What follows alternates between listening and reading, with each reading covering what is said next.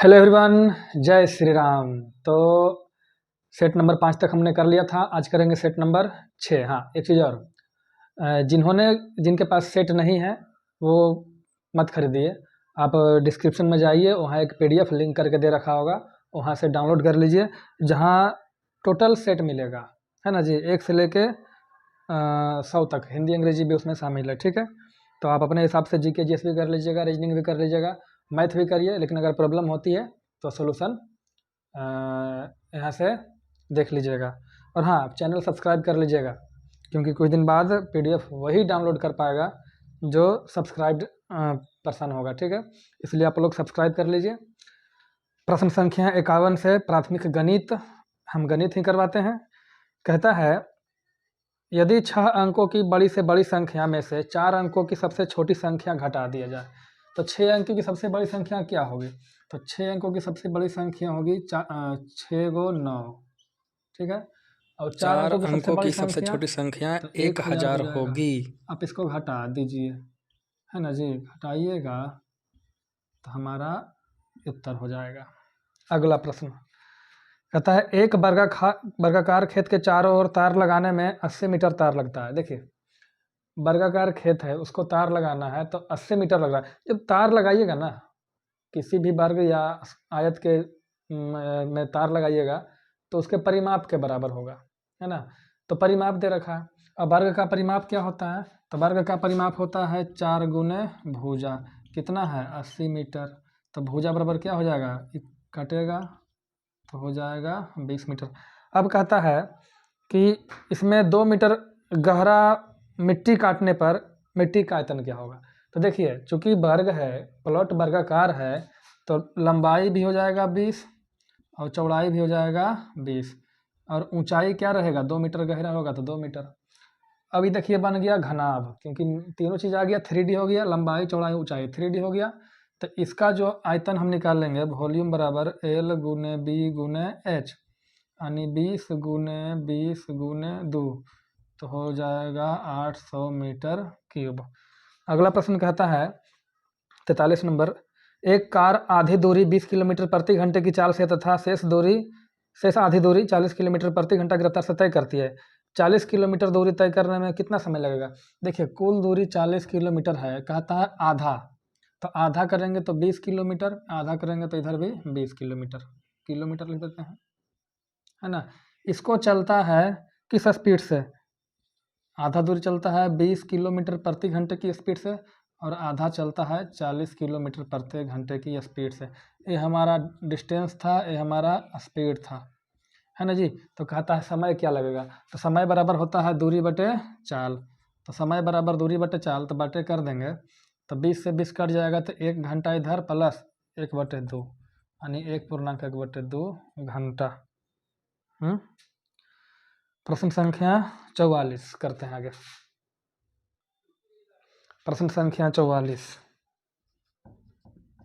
कहता है, ए और बी का मासिक आय 5:6 में है तथा उसके मासिक व्यय 3:4 है। यदि वे प्रति मास 1800-1600 बचत करते हैं तो बी की मासिक आय क्या होगा?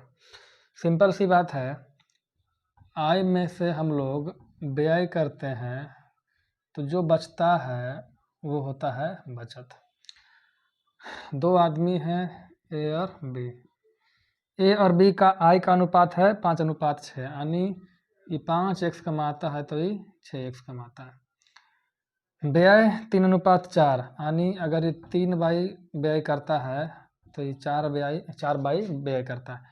इसके बाद जो बचता है इसको 1800 और इसको 1600, ठीक है। अब देखिए, 2 समीकरण है, दोनों को हम चाहें तो सॉल्व कर लेंगे। 2 समीकरण को सॉल्व करना जानते हैं, करिए, ऐसे हम करके दिखाते हैं। देखिए, इसमें 2 है, 2 है, 2 है, कॉमन लेंगे तो हो जाएगा 3x माइनस 2y बराबर 800, है ना। एक समीकरण हमारा ये बन गया, एक समीकरण हमारा ये बन गया। अब क्या करेंगे? देखिए, हम 3y 2y दोनों को इक्वल करेंगे। x या y किसी को तो हटाना पड़ेगा, तो हम y को हटाते हैं। इसके लिए दोनों का मान इक्वल करना होगा। तो 2 3 का एलसीएम 6, तो इसमें 3 से नहीं, इसमें 2 से, तब 2 तिया 6 हो जाएगा, और इसमें 3 से तो 2 तिया 6 हो जाएगा। है ना, गुना कर लेते हैं, इसको गुना करके लिखते हैं। तो 2 का गुना पूरा से होगा तो 5 दूनी 10x माइनस 6y बराबर 18 दूनी 36 है। इसको 3 से गुना करेंगे तो 3 तिया 9x माइनस 6y बराबर 2400। इसमें डिफरेंस घटाएंगे तो ये घट जाएगा, ये माइनस माइनस प्लस हो जाएगा, ये माइनस हो जाएगा, ये दोनों कट गया, बचा x बराबर 1200। ठीक है। अब कहता है कि b का मासिक आय, तो b का मासिक आय यही ना है जी 6x, तो 6 और गुने x का मान 1200, तो कितना हो गया जी 7200 रुपये b का। अगर पूछ दे a का मासिक आय तो 5 गुने 1200 है। ठीक है। देखिए 45, यदि 12 आदमी प्रतिदिन 9 घंटे काम करके 2400 रुपये कमाते हैं तो 9 आदमी 8 घंटे प्रतिदिन काम करके 7 दिन में कितने रुपए कमाएंगे। तो क्या करेंगे, देखिए एक फार्मूला हम लोग जानते हैं, m1 d1 बटे w1 बराबर m2 गुने d2 बटे w2। क्या करेंगे, m1 मतलब आदमी, तो 12 आदमी। अब देखिए d माने दिन लेते हैं, दिन यानी समय लेते हैं, तो इसमें दिन नहीं दे रखा है, केवल 9 घंटे, तो गुने 9 कर दीजिए। और कितना रुपया कमाता है, बेसिकली w1 माने वर्क होता है, लेकिन चूंकि यहाँ तो काम का बात नहीं कर रहा है, कह रहा है 2400 रुपये कमाता है, तो आप यहाँ w माने बेजेज भी दे सकते हैं, क्या मिल रहा है उसको, तो 2400 बराबर m2, 9 आदमी 8 घंटे डेली करेगा और 7 दिन में कितना कमाएगा, तो मान लेते हैं x कमाएगा, है ना जी। ये 9 से 9 कट जाएगा, 12 से काटेगा, 12 दूनी 24, तो हो जाएगा x बराबर, देखिए यहाँ के बाद तिरछा गुना होता है, x गुने 1 x बराबर, ये तिरछा गुना होगा भाई साहब, यहाँ 200 होगा, तिरछा गुना होगा तो 7 56 दूना 112 और 2 को 0, यानी 11,200 रुपया ये सब कमाएगा। आगे कहता है किसी परीक्षा में बैठने वाले विद्यार्थियों में से 25% योग्यता नहीं प्राप्त कर सके, यानी अयोग्य हुआ 25%, तो हम मान लेते हैं कि कुल विद्यार्थी था या उम्मीदवार था 100x, तो इसमें से योग्य कितना है, तो योग्य कितना है, तो देखो 25% तो योग्य नहीं है, तो 100 का 25% 25, तो 25% योग्य नहीं है, तो है कितना 75x, 75% है यानी 75x, योग कितना है 75x। और कहता है पास होने वाले योग्य की उम्मीदवारों की संख्या 450 है, यानी जिसको हम 75x बोल रहे हैं वो कितना है 450, तो यहाँ से x बराबर निकालेंगे तो 6 हो जाएगा। तो क्या पूछता है, कुल उम्मीदवारों की संख्या, तो कुल उम्मीदवार की संख्या कितना है, यही ना है जी 100 गुने 6, यानी कुल 600 उम्मीदवार थे। अगला करते हैं 47, कहता है एक रेलगाड़ी 162 मीटर लंबे एक प्लेटफॉर्म को 18 सेकंड में पार कर सकती है तथा 120 मीटर एक अन्य प्लेटफॉर्म को 15 सेकंड में पार कर सकती है, तो रेलगाड़ी की लंबाई ज्ञात करें। देखिए भाई साहब, जिसको आता है उसके लिए आसान है, जिसको नहीं आता है उसके लिए कठिन है। हम करेंगे क्या, तो हम क्या करेंगे, देखिए सिंपल सी बात है, आपको बता दें, जब एक रेलगाड़ी किसी प्लेटफॉर्म को पार करेगी तो उसकी द्वारा तय की गई दूरी जो होगी वो रेलगाड़ी की लंबाई प्लस प्लेटफॉर्म की लंबाई। फिर से, जब कोई रेलगाड़ी किसी प्लेटफॉर्म को पार करेगी तो रेलगाड़ी द्वारा तय की गई जो दूरी होगी वो होगी रेलगाड़ी की लंबाई प्लस प्लेटफॉर्म की लंबाई। इसी तरह जब कोई रेलगाड़ी दूसरे रेलगाड़ी को पार कर जाए तो इस कंडीशन में जो दोनों द्वारा तय की गई दूरी होगा ना, वो दोनों की लंबाई के बराबर, पार करने में जो दूरी तय करेगा ना वो दोनों ट्रेन की लंबाई के बराबर हो जाएगा, यानी वो दूरी हो जाएगा, बस तो वही है। तो एक रेलगाड़ी है, तो एक रेलगाड़ी है, मान लेते हैं उसकी लंबाई r है, r है, अब प्लेटफॉर्म है 162 मीटर, तो प्लेटफॉर्म को पार करने में कितना दूरी तय करना होगा, तो ट्रेन की लंबाई प्लस प्लेटफॉर्म की लंबाई, ये हो गया दूरी बराबर चाल गुने समय। अच्छा, चाल कौन पार कर रहा है, प्लेटफॉर्म तो स्थिर है, उसकी कोई चाल नहीं है, चाल ट्रेन की है, तो ट्रेन की चाल हम मान लेते हैं x, तो दूरी बराबर चाल और गुने समय, कितना समय लग रहा है जी 18 सेकंड, कोई दिक्कत।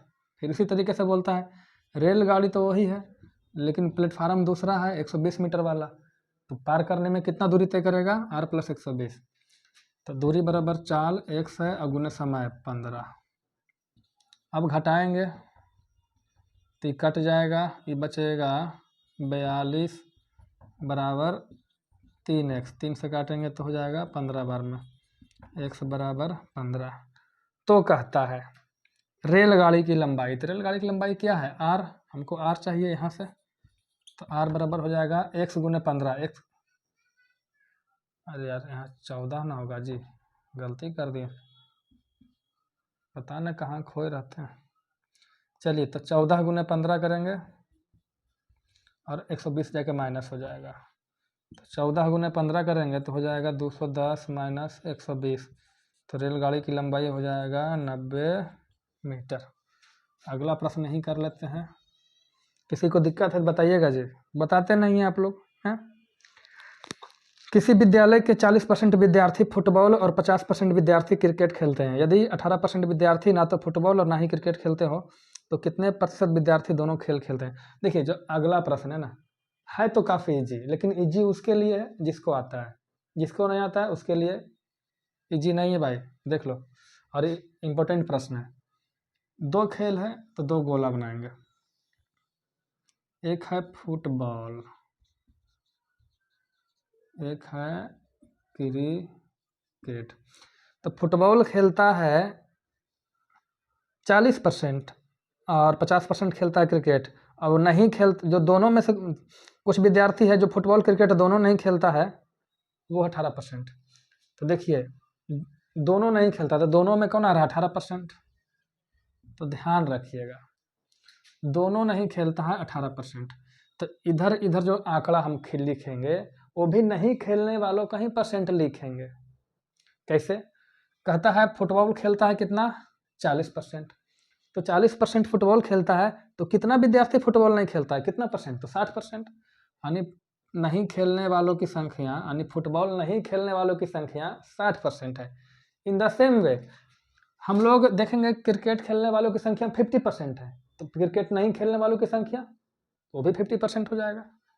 नहीं होगा जी, कुल 100% होता है ना जी, तो 100% में 50% नहीं खेल रहा है, तो नहीं कितना खेलेगा 50%।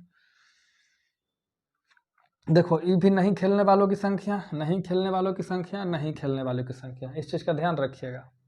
अब ये पूरा गोला 60% है जिसमें ये छोट का 18% है, तो इधर कितना बचेगा, तो हो जाएगा 42%। इसी तरीके से ये पूरा गोला 50% है और ये 18 है, तो ये कितना बचा 32%। तो नहीं खेलने वालों की संख्या क्रॉस कर दिए, मतलब नहीं खेलने वालों की संख्या जो है जोड़ोगे तो आ जाएगा 92%।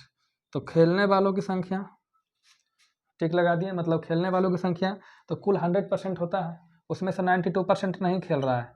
अरे ये कुछ लिख दिए जी, तो कितने परसेंट खेल रहे हैं, 8% विद्यार्थी कोई ना कोई खेल खेलते हैं। ठीक है, 49, 50 और 51 3 क्वेश्चन एक बार में।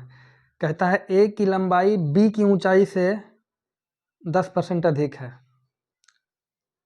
देखो हमें ए की लंबाई अगर चाहिए तो बी की लंबाई मालूम होना चाहिए, सिंपल सी बात है। कहता है ए की लंबाई ऊंचाई बी से, तो अगर हमको ए की चाहिए तो हमको बी का निकालना होगा।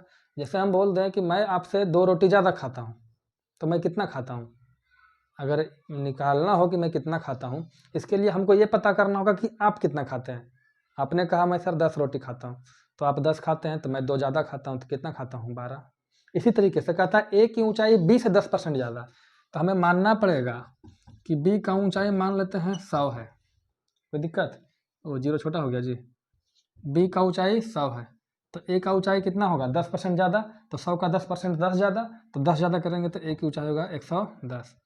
तो कहता है बताइए बी जो है, यानी बी की जो ऊंचाई है ए से कितना कम है, ए से कम करना है, तो ए से कितना कम करेंगे तो 110 100 पहुँचेगा, तो 110 में से 10 कम करेंगे 100 होगा। कहता है कि कितना परसेंट कम है, परसेंट, तो 10 का कम कितना पे, बाबू साहब जो 10 कम हुआ किस पे हुआ, तो 10 कम 110 पर ना हुआ जी, तब ना 100 बना। ऐसा नहीं कहिएगा कि 100 पे 10 कम हुआ, 100 पे 10 करेंगे तो 90 हो जाएगा, 90 है क्वेश्चन में नहीं है। तो 110 का कमी 110 पे, तो जिस पे कमी या बढ़त होता है वो बटा में और गुने 100। 1 जीरो से 1 जीरो कट गया, 1/11 गुने 100 होता है 11 9 99, 9 सही 1/11%। चलिए अगला प्रश्न आते हैं। अगला कहता है, हाँ 50 नंबर प्रश्न इजी है, 2 मिनट में हो जाएगा। वार्षिक रूप से संयोजित चक्रवृद्धि ब्याज की दर से कोई धनराशि 4 वर्ष में दोगुनी हो जाती है, तो उसी दर से कितने समय में स्वयं की 8 गुनी हो जाएगी? है तो इजी, यहाँ बना दे, दिख रहा है, दिख रहा 50। कहता है मान लेते हैं कोई राशि है 1 रुपया, वो 4 साल में, कितना साल में, 4 वर्ष में हो जाती है दोगुना। प्रश्न भाई साहब चक्रवृद्धि ब्याज की है, ध्यान दीजिएगा। तो अगले फिर 4 साल में दोगुना हो जाएगा, तो 1 से 2 हुआ 4 साल में, अब की 4 साल में 2 से 4 हो जाएगा, फिर अगले 4 साल में दोगुना होगा, है यही तो बात है चक्रवृद्धि ब्याज में। तो यहाँ 8 हो जाएगा। अब देखिए कहता है कितने समय में स्वयं की 8 गुनी हो जाएगी, तो देखो स्वयं की 8 गुनी हो गई, 8 गुनी तो हो ही गया, पहले 1 था अब 8 रुपया हो गया है। तो कितना समय लगा, 4 साल 4 साल 4 साल जोड़ेंगे तो 12 साल लगा। अगला प्रश्न संख्या 51 कहता है एक घड़ी का अंकित मूल्य 1600 रुपया है, इसमें 2 क्रमवार बट्टे देने के उपरांत इसे 1224 रुपये में बेच दिया गया। यदि पहला बट्टा 10% है तो दूसरा बट्टा क्या है? देखिए इसका एक घड़ी था, घड़ी है ना जी, घड़ी का अंकित मूल्य है 1600 रुपया, 2 बट्टा दिया अलग अलग है ना जी, क्रमवार बट्टा, पहले 1 फिर 1। तो पहले दिया 10% का बट्टा, तो जब 10% का बट्टा देंगे तो 10% निकालेंगे तो कितना हो जाएगा 160। 10% निकालना सबसे आसान है, 10% निकालना हो 10 से भागा दे दीजिए, तो 1600 का 10% 160 रुपया डिस्काउंट है, तो कितना बनेगा, तो 1600 में 2 गया 1440 रुपया बना। आइए इसको सर्कल कर देते हैं। फिर एक डिस्काउंट दिया, एक डिस्काउंट तो दे रखा है, दूसरा डिस्काउंट दिया, कितना दिया नहीं पता, लेकिन इतना पता है कि डिस्काउंट देने के बाद इसको 1224 रुपया में बेच दिया। कोई दिक्कत? अब आप बताइए कि 1440 में से, सॉरी 1440 में डिस्काउंट दिया और 1224 में बेचा, तो कितना डिस्काउंट दिया होगा? हाँ तो हमें लगता है कि 216 का डिस्काउंट दिया है ना। घटा दीजिए, 40 में से 24 गया 16, 14 में से 12 गया 216 डिस्काउंट दिया। अब कहता है डिस्काउंट परसेंट बताइए। चूहा है, अच्छा मरा जाएगा रे। 216 का डिस्काउंट कितना पे? 1440 पे। बाबू साहब देखो ये डिस्काउंट, ये छूट किस पे मिल रहा है? इसी पर तो मिल रहा है। तो छूट मिला इतना पे, तो 100 पे कितना? अगर आप काटना चाहें तो काट सकते हैं, 12 से काटिएगा, 12 एकम 12, 12 8 96, 1 जीरो से 1 जीरो काटिए दीजिए, अब 12 12, ठीक है। 6 तिया 18, 6 दूनी 12, 2 से काटेंगे 2 पचे 10, कुछ नीचे नहीं बचा, 3 पचे 15%, यानी यहाँ पर जो डिस्काउंट दे रहा था वो 15% का दे रहा था। प्रश्न हम लिख चुके हैं, वैसे प्रश्न आपको दिख भी रहा होगा है ना, मिला लीजिए सही है या गलत है। सही है मेरे ख्याल से। अब देखिए इस तरह का जो प्रश्न है ना, तो इसको हम इधर से बनाना शुरू करेंगे, है ना जी, इधर से नहीं इधर से। देखिए 4 का वर्गमूल कितना होगा? 2 हो जाएगा। तो जब 2 हो जाएगा तो यहाँ से क्या हो जाएगा, 2 के पावर 3, इधर उसका वर्गमूल 2, है ना जी। तो कितना हो जाएगा जी, 2 के पावर 3 8, और 8 गुने 2 16, यानी इसके जगह पर हम क्या लिख सकते हैं 16। अब देखिए 16 का वर्गमूल क्या हो जाएगा 4, तो यहाँ से उठाएंगे, ये 4 पहले से है, इसके जगह पर क्या है 16, 16 का वर्गमूल 4, ठीक है। अब क्या करेंगे, यहाँ तक हो गया, इसको उठाएंगे तो हो जाएगा अंडर रूट 2 के पावर 3, 2 के पावर 3 क्या करें, 2 के पावर 3 को 2 के पावर 3 रहने देते हैं, और 4 4 है तो 2 में से 1 निकल जाएगा, 4 बचेगा। देखिए इसका वर्गमूल नहीं होगा, क्यों? क्योंकि देखिए 2 के पावर 2 3 8 और चौके 32, 32 का वर्गमूल होता है? नहीं होता है। अब देखिए, अब यहाँ से थोड़ी सी आपको समझने की ज़रूरत है। हमें आपको एक चीज़ बता दें, पहली बात, अगर हमको बता दें कि भाई साहब रूट 2, सबसे पहले बोलेंगे रूट 4 बताइए, तो 4 का वर्गमूल 2 बता देंगे, है ना। अब बोलेंगे 2 का वर्गमूल, तो 2 का वर्गमूल तो एग्जैक्ट होता नहीं है, तो हम रूट 2 को ऐसे लिख सकते हैं, 2 के पावर 1/2, जैसे रूट 4 है ना, तो इसको हम लिख सकते हैं 4 के पावर 1/2, और 4 को लिखेंगे 2 का स्क्वायर के पावर 1/2, और पावर दोनों गुना हो जाएगा तो पावर 2 और गुने 1/2, 2 से 2 कट जाएगा तो बचेगा 2 के पावर 1 यानी 2। ये था कॉन्सेप्ट। अब समझते हैं। इसी तरीके से हम इसको भी लिख लेंगे। इसको हम क्या लिखेंगे, तो इसको हम लिखेंगे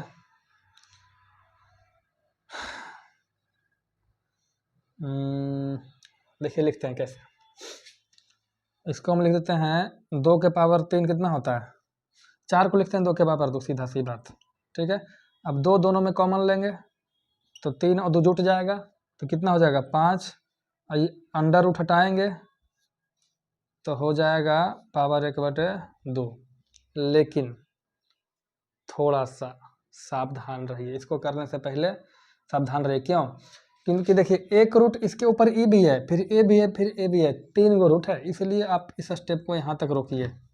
अब इसको आगे से करते हैं। कैसे करेंगे, देखिए 2 के पावर 3 है तो 2 के पावर 3, अरे भाई साहब 2 के पावर 3 के पावर, इस पर एक ही रूट है तो गुने 1/2 हो जाएगा। इसी तरीके से 4 है तो इसको हम लिखेंगे 4, देखिए 4 पर कितना रूट है, एक ए और एक ए, 2 गो, तो 1/2 गुने 1/2 करेंगे, ध्यान समझिएगा। इसी तरीके से इसके बाद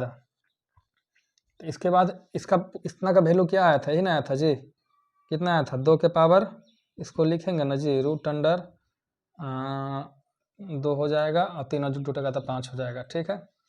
तो 2 के पावर 5 तो हो गया, और देखिए इस पर कितना है 1 2 3, तो 1/2 गुने 1/2 गुने 1/2। समझ गए जी? नहीं समझे? नहीं समझे तो कैसे काम होगा। इसको लिखेंगे 2 के पावर, ये 3 जाके गुना हो जाएगा तो 3/2 हो जाएगा, गुने इसको लिखेंगे 2 के पावर 2, और पावर में हो जाएगा 2 2 1/4, है ना जी। फिर यहाँ से हो जाएगा 2 के पावर 5, पावर में हो जाएगा 1/8। गलती कर दिए का, होना तो नहीं चाहिए, बाकी देख लेते हैं आगे। इसको हम लिखेंगे 2 के पावर 3/2 गुने, इसको लिखेंगे 2 के पावर 2 है और 1/4 गुना में हो जाएगा, कोई दिक्कत। और आगे लिखेंगे 2 के पावर, ये 5 है तो हो जाएगा 5 गुने 1/8। कोई दिक्कत नहीं। देखिए इसको काटेंगे तो ये 2 बार में कट जाएगा, तो इसको लिखेंगे 2 के पावर 3/2 गुने 2 के पावर 1/2 और गुने 2 के पावर 5/8। अब देखिए यहाँ भी आधार में 2 है, आधार में 2 है, आधार बेस में 2 है, तो बेस में 2 है तो 2 कॉमन लेंगे, तो 3/2 जोड़ 1/2 जोड़ 5/8, है ना जी। एलसीएम लेंगे तो कितना हो जाएगा 16, तो कितना हो जाएगा 2 से भागा देंगे, 8 बार में 8 तिया 24 जोड़ 2 8 प्लस 10, दिख रहा है जी, दिख रहा है। तो 2 के पावर जोड़ेंगे 24 10 34, 34 और 8 कितना हो जाएगा, कहाँ गया जी,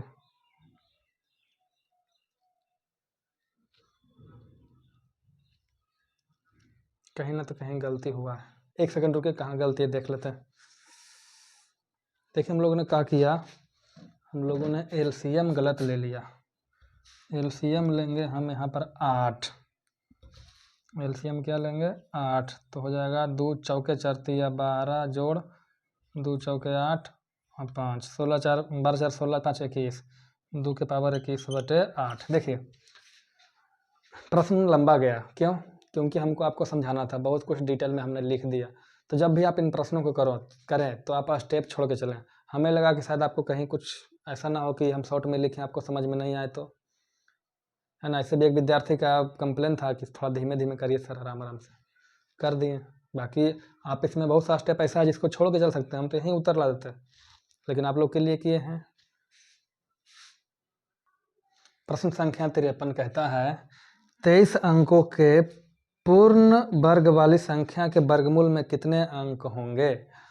तो भाई साहब कितने अंक होंगे, तो ऐसे तो इसका फार्मूला होता है, इसे 23 अंक है तो n बराबर 23, तो वर्गमूल में कितने अंक होंगे। तो इसके लिए क्या करिए ना, 23 में 1 जोड़ दीजिए और बटे 2 कर दीजिए, तो कितने अंक होंगे? 12 अंक। लेकिन याद किसको रहता है जी कब जोड़ना है कब घटाना है? तो क्या करेंगे समझिए, हम 3 अंक का सबसे छोटी संख्या लेते हैं 100, इसका हम वर्गमूल करते हैं तो क्या हो जाएगा 10। इसी तरीके से 3 अंक की और भी लेंगे एक संख्या है, जैसे मान लेते हैं ले लेते हैं 900, इसका वर्गमूल करेंगे तो क्या हो जाएगा 30। कोई दिक्कत? जैसे हम ले लेते हैं 1225, इसका वर्गमूल करेंगे तो क्या हो जाएगा 35। समझिए क्या हम कहना चाह रहे हैं, क्या चाह रहे हैं कि जब कोई वर्ग संख्या हो, जैसे 100 3 अंक में था, 900 3 अंक में था, 1225 4 अंक में था, तो चूंकि 4 अंक में था इसलिए हम n/2 कर दिए। तो इसमें कई अंक है? 4 अंक, तो 4/2 2 अंक में इसका वर्गमूल होगा। सही बात है, 2 अंक में वर्गमूल होगा। लेकिन जहाँ विषम संख्या हो, जैसे 100 में 3 अंक है, विषम संख्या है, इसका वर्गमूल कई अंक में? 2 अंक में। तो कैसे निकाले? 3 अंक में 3 अंक है तो 3 एक जोड़ दीजिए 4/2 कर दीजिए, 4/2 2 अंक। इसी तरीके से जब कोई वर्ग है, वर्ग संख्या जो 23 अंकों में है, तो 23 का आधा तो होगा नहीं, होगा जी नहीं, तो इसमें एक जोड़ दीजिए 24/2 कर दीजिए, कोई दिक्कत नहीं है। आगे प्रश्न संख्या 54 तो हम लिख ही चुके हैं, करते हैं इसको। कहता है, हाँ देखिए है काफ़ी जी, हम क्या करेंगे एक ही स्टेप में बना दें, इसी पे यही बना देते हैं। देखिए 1/3/5 है, तो ये 5 चला जाएगा ऊपर, यानी ये 5 यहाँ से चला जाएगा ऊपर यहाँ, तो हो जाएगा 5/3। कोई दिक्कत? कोई दिक्कत नहीं। अब क्या करेंगे, ये दोनों को जोड़ेंगे, भिन्न का जोड़। तो सीधा कैसे जोड़ना है ध्यान दीजिए, एक तो एलसीएम लेते हैं, वैसे नहीं जोड़ना है, सीधा तिरछा गुना कर रहा है। 3 तिया 9, 9 5 14/3, इसके जगह पे क्या लिखेंगे 14/3। ये 3 जो नीचे वाला है कहाँ चला जाएगा? ये 3 चला जाएगा ऊपर, तो गुना करेंगे तो 3 तिया कितना हो गया 9, तो यहाँ लिखेंगे 9। अब फिर से वही चीज़, भिन्न का जोड़ है तो एलसीएम लेकर नहीं करेंगे, सीधा गुना करेंगे। 14 5 70 और 9 69 79/14, तो इसको हटा देंगे तो क्या हो जाएगा 79/14। कोई दिक्कत? कोई दिक्कत? इसको तोड़ेंगे तो 14 बचे 70 और 9 79 हो जाएगा, 79/14 ये भी हो जाएगा 79/14, इससे ही कट जाएगा। उत्तर क्या बना 1। आगे आ जाता है, 3 प्रश्न एक बार करेंगे। पहला 55 कहता है पाइप ए और पाइप बी एक टैंक को क्रमशः 4 और 16 घंटे में भर सकते हैं, तो दोनों मिलकर कितना देरी में भर लेंगे? तो क्या करेंगे ना, एक है ए पाइप, एक है बी, एक भरता है 4 घंटे में, एक भरता है 16 घंटा में। तो हम टंकी की क्षमता ज्ञात करेंगे। टंकी की क्षमता कैसे ज्ञात करेंगे? दोनों का एलसीएम लेंगे तो कितना हो जाएगा 16। तो 16 भरता है 4 घंटे में तो 1 घंटे में 4, 16 भरता है 16 घंटा में तो 1 घंटा में 1, ये हो गया क्षमता। कहता है दोनों मिल के, तो दोनों मिल के इसको भरेगा, तो इसको किसको भरेगा 16 लीटर को, तो दोनों मिल के भरेगा तो कितना हो जाएगा 4 1 5, तो इतना घंटे हो जाएगा। अगला सबसे पहले ब्रैकेट के अंदर का काम, तो 11 9 जोड़ेंगे तो हो जाएगा 20, अब भागा 2 है ना जी, पहले भागा करेंगे तो इसका क्या आ जाएगा 10। अब क्या करेंगे 2 - 5 प्लस, ये पहले गुना करेंगे 7 8 56, ये क्या हो गया जी,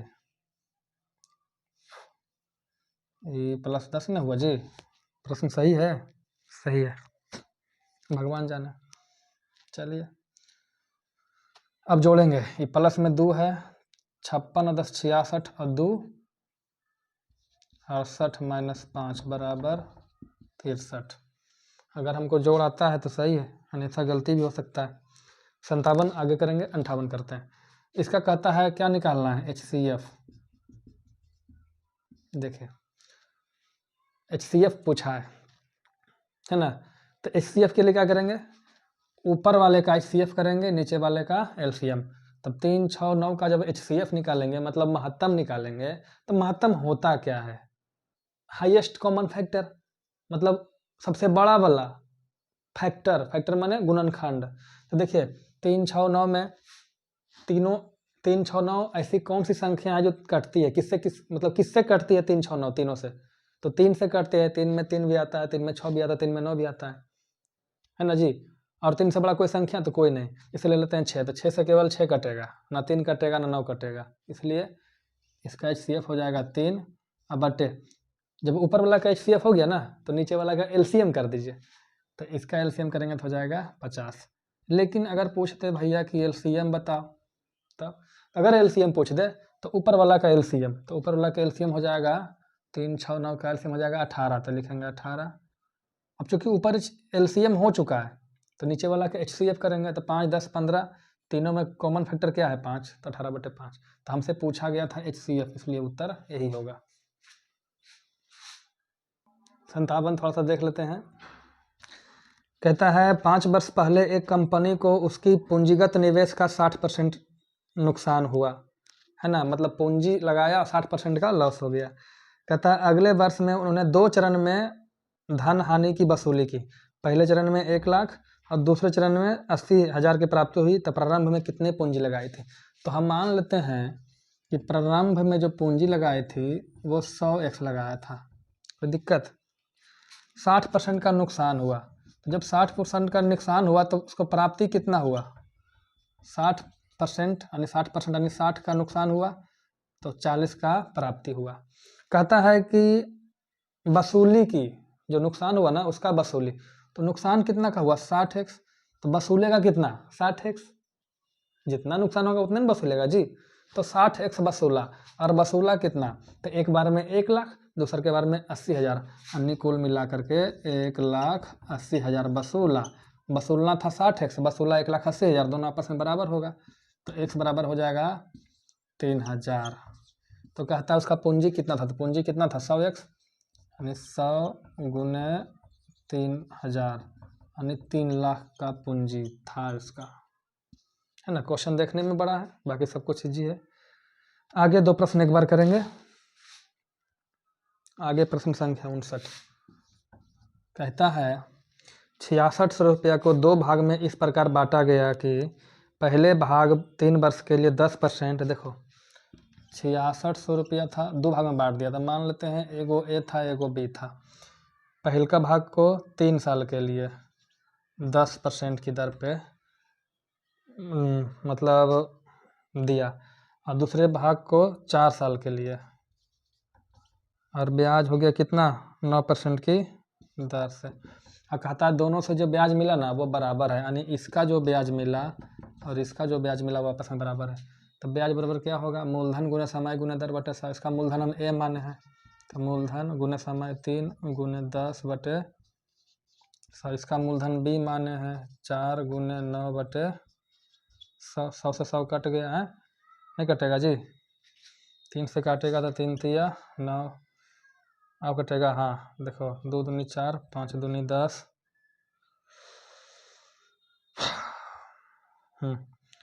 तो ए बटे बी बराबर 2 तिया 6 और हो गया इधर 5। भाई साहब ये है ए, है ना, इसको ए मान लीजिएगा, 9 नहीं मानिएगा, रुकिए इसको x मान लेते हैं, बाई एक्स, सॉरी बाई ना होगा जी,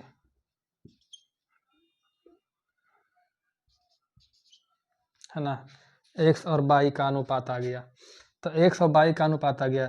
अच्छा x और बाई जोड़ के होता कितना है, तो x और बाई दोनों जोड़ के होता है 66,000। x का मान 6 अब बाई का मान 5, तो x प्लस बाई करेंगे तो कितना हो जाएगा 11 यूनिट। 11 यूनिट बराबर कितना 66,000, तो 1 यूनिट बराबर कितना हो जाएगा जी 11 छक 66, 6 और 3 गो 0, 6,000। तो क्या कहता है,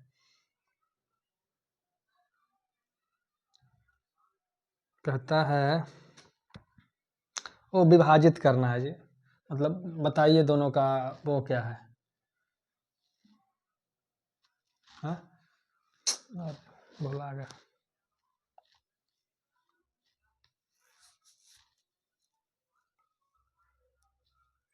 हाँ पूछ रहा है कि दोनों भाग कितना, x बाई का मान ज्ञात करना है। देखिए तो हमें क्या चाहिए x बराबर कई यूनिट है 6 यूनिट, तो 1 यूनिट बराबर 6,000, तो 6 यूनिट बराबर, कन्फ्यूज हो जाते हैं कभी कभी, 36,000। बाई कितना यूनिट है 5 यूनिट, तो 5 गुने 6,000, तो कितना हो जाएगा 30,000। देखिए दोनों को जोड़ करके 66,000 आ जाएगा, यानी एक भाग था 36,000 दूसरा भाग था 30,000। देखिए कहता है त्रिभुज की 3 भुजाओं की लंबाई 6, 11 और 13 सेंटीमीटर है। 6, 11, 13 सेंटीमीटर त्रिभुज के 3 भुजा की लंबाई है। उनके संबंधित ऊंचाई के शीर्ष ऊंचाई का सम्मुख शीर्ष से अनुपात क्या होगा?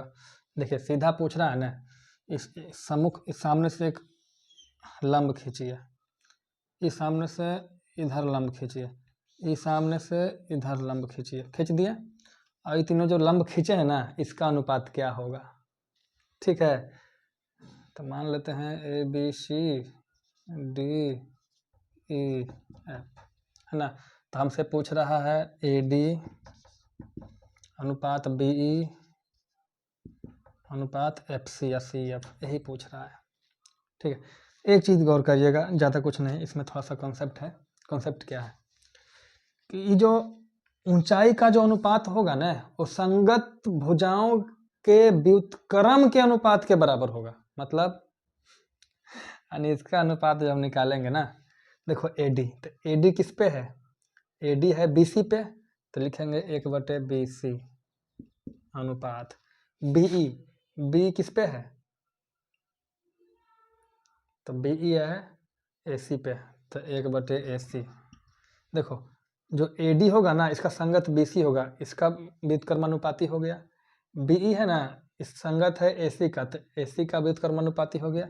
इसी तरीके से एफसी की बात करेंगे तो एबी का व्युत्क्रमानुपाती होगा, तो हो जाएगा 1/6, 1/11, 1/13। अब क्या करेंगे हैं? तो क्या करेंगे ना, सब में गुना कर देंगे 6 गुने 11 गुने 13 से। अब क्यों करेंगे? तो ऐसा इसलिए करेंगे ताकि अनुपात जो होता है ना, वो बटे में नहीं होता है। तो जब करेंगे, यही कर लेते हैं, तो 6 से 6 कट जाएगा, 11 गुने 13, 13 गुने 143 हो जाएगा, 143 अनुपात। इससे करेंगे तो 11 से 11 कट जाएगा, 13 5 65, 13 6 78, 13 कट जाएगा तो क्या बचा? 66। तो ऊंचाई का अनुपात यही होगा। इस तरीके से हमने 20 क्वेश्चन कर लिया है। किसी को कोई डाउट है आप हमें भेजिए, आपसे रिक्वेस्ट है, आपके लिए एक अलग से वीडियो बनाएंगे। बाकी आपकी मर्जी, पढ़ना है पढ़िए, नहीं तो है मेरा वीडियो जाने दीजिए, मेहनत जा रहा है। हाँ एक चीज़ और, हमें कुछ पैसा वैसा नहीं मिलता है जी। कुछ लोग सोचते हैं ना पैसा मिलता होगा, कुछ नहीं मिलता है, बस थोड़ा सा जुनून है ना, हमारा थोड़ा दिल लगा रहता है ये सब करने में, इसीलिए हम करते हैं। बाकी पैसा ना आज मिले ना कल मिले, कल में भी भगवान जाने मिले या ना मिले, बट अभी तक तो कुछ नहीं मिला है। ठीक है, मिलते हैं तब तक अगले वीडियो में, तब तक के लिए जय हिंद, जय भारत।